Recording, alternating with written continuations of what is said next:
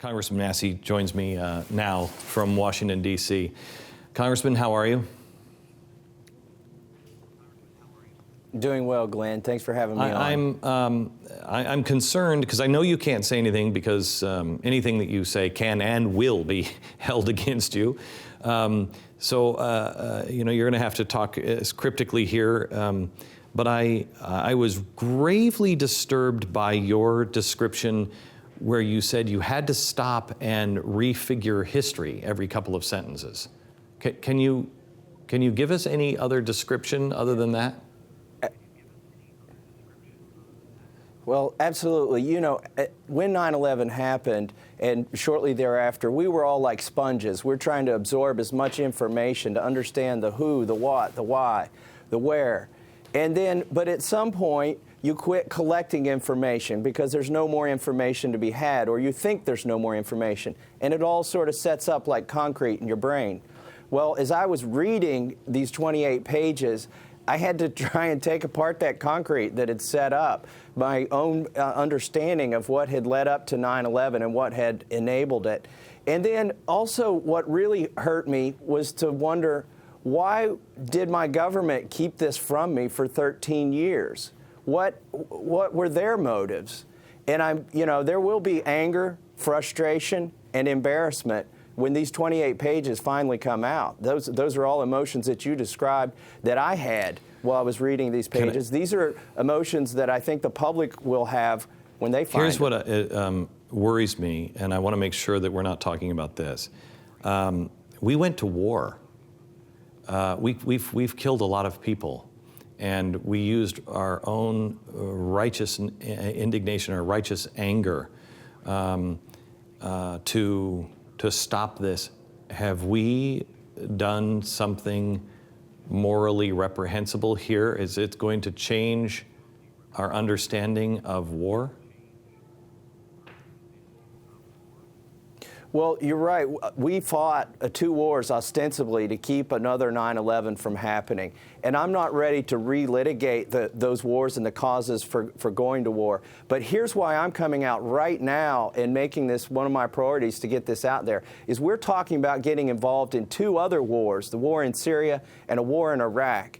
And I don't want to relitigate the other wars, but look, before we jump into these wars, we need to understand what really caused 9/11. And if we're going to use 9/11 as a motivation to get involved in these civil wars in the Middle East, then I think the American public, and surely to goodness, all of the congressmen up here are going to be voting on these wars, need to read these pages and understand what truly caused 9/11 and who our friends are and who our enemies are.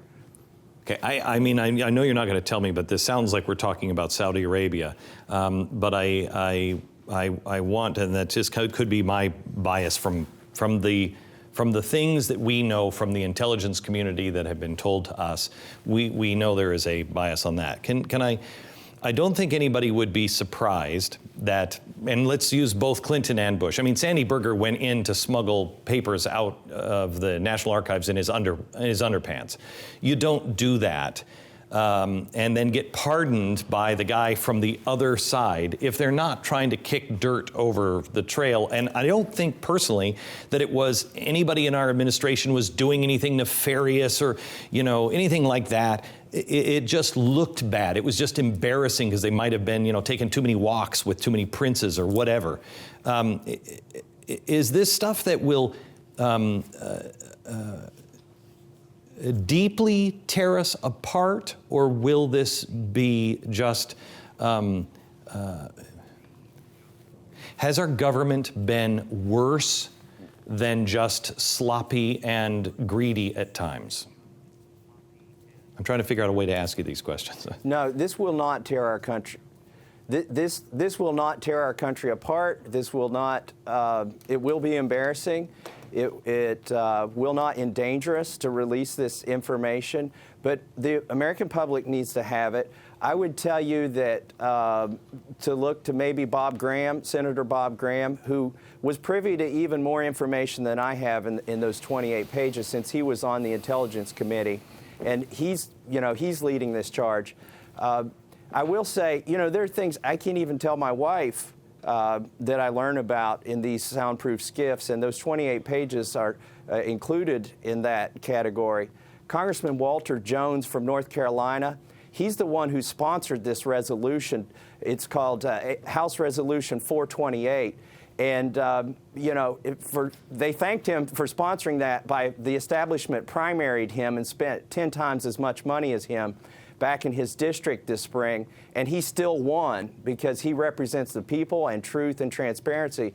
But those are the kind of risks that you know, we bring upon ourselves by speaking out. But now is the time, and I'll tell you, you mentioned the families. You played a clip from the families of the victims. This needs to come out because there are things being litigated in court right now that pertain to these 28 pages. And the families of the victims deserve this information and this evidence because there is culpability here and there's liability. And, you know, if our judicial system is going to work its way, we need the evidence and the truth needs to be there. Congressman, thank you very much. And you keep up the fight. Let us know. I've directed the Blaze to cover any and all, so you can count on us. Just let us know how we can help. Appreciate it. Thank you, Glenn. People need to contact the White House. They need to contact their congressmen and their senators. Thank you. God bless. Listen, the Blaze is going to stay on this as much as we can until the information just dries up. But this is not a bipartisan. This is not a partisan thing. This is a bipartisan thing. This is about the truth. This is about who are we really. And as the congressman said, before we go any further, we have to know who the bad guys are. We have to know what we've done. Let the chips fall where they may.